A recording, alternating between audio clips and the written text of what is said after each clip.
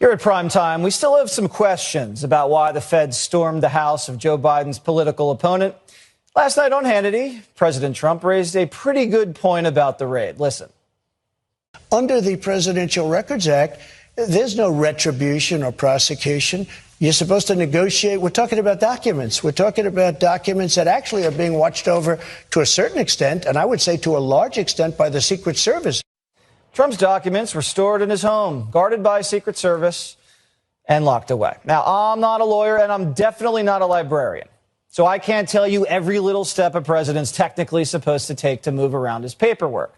But what I can tell you is what past presidents did and how they were treated. Let's start with President George H.W. Bush. His presidential records ended up in a strip mall, a store that used to house a bowling alley and a Chinese restaurant. Were bowling shoes commingled with top secret documents? I don't know. I'm not a national security expert, but if your storage room shares a parking lot with a Chili's and a JCPenney, is that secure? Who's to say? Then there's Bill Clinton. Where did he store his records other than his sock drawer? Secret underground bunker, remote military base? Nope. He sent his records to an abandoned car dealership in Little Rock, Arkansas. I'm sure Slick Willie had his fun in the back of a few Oldsmobiles, but it doesn't seem like the perfect place to store classified docs. What about George W. Bush? He stored millions of documents at some warehouse in Texas. Bush had an army of trucks and planes bringing them across the country. They even had thousands of artifacts, like Saddam Hussein's 9mm Glock. What about Obama? He's never done anything wrong. He must have had top-notch security at his facility. This is where he secured his documents. What's this building? Well, it is a defunct furniture store right across the street from a McDonald's. That'll definitely keep the Russians out. Look at that. Why a furniture store? Did Obama have his aides hide documents under mattresses while he and Michelle shopped for a new couch?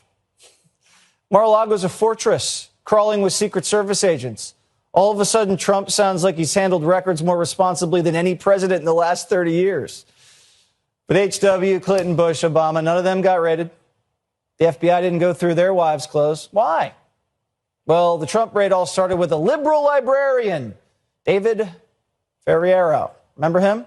On Inauguration Day, he was watching TV and saw Trump's entourage carrying some boxes into Marine One. Quote, I could remember watching the Trumps leaving the White House and getting off in the helicopter that day and someone carrying a white banker box and saying to myself, what the hell's in that box? Give me my box back. That's my box, and I want to know what's in it.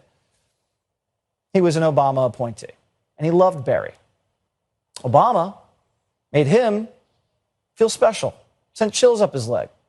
He told the librarian his record keeping is just as important as anything else in the government.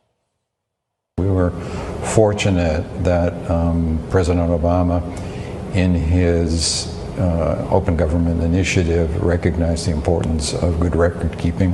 And in fact, he used a quote from us in his executive order that the backbone of open government is good records management. And we were just, dancing in the streets when we got that attention. Obama tossed your precious records in an old furniture store, buddy. Does he really care? But you didn't call the feds on him. It's only Trump who's guilty until proven innocent. And we have records that show that Barack Obama had classified documents in the furniture store and had to send them back to the librarian at the archives. Mike Davis is the president of the Article 3 Project and former Senate Judiciary Committee chief counsel. I don't think anybody knows about this, that they had strip malls with classified information from former presidents. Did you know that? I did, but what it shows, Jesse, is there is a clear political double standard with Trump and a willful misunderstanding of the law. And they're using this willful misunderstanding of the law to get Trump. He has the absolute constitutional power as president to declassify anything he wants, and he has the absolute statutory power under the Presidential Records Act to take his records when he leaves office. And as you talked about, he went to the office of former president in Mar-a-Lago that happened to be where he used that as an office while he was the president. It was very secure. These records that he had never leaked for 18 months until the Biden Justice Department went down there and did this unnecessary, unprecedented, and unlawful home raid to get back these documents that didn't belong to them. And they have misrepresented the law to the courts, including to the 11th Circuit. And I hope President Trump files a new motion under Rule 41G of the Federal Rules of Criminal Procedure to get back all 11,000 of these records, including 100 documents marked classified that he clearly declassified. Now, Trump says on Hannity that he can declassify a document just by saying it's declassified. Is that true?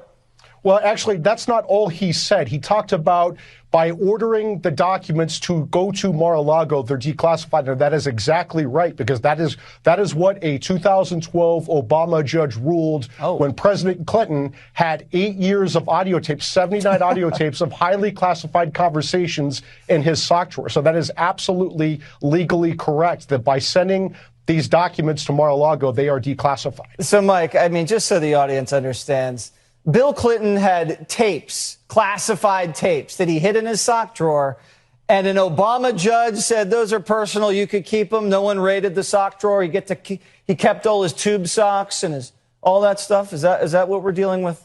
I don't know if we want to look in a sock drawer, but that is exactly right. Those are personal records that he was allowed to keep under the Presidential Records Act. It didn't matter whether they were classified, and that is exactly how the Presidential Records Act works. Okay. All right. They wanted to go through Melania's drawers, not Bubba's.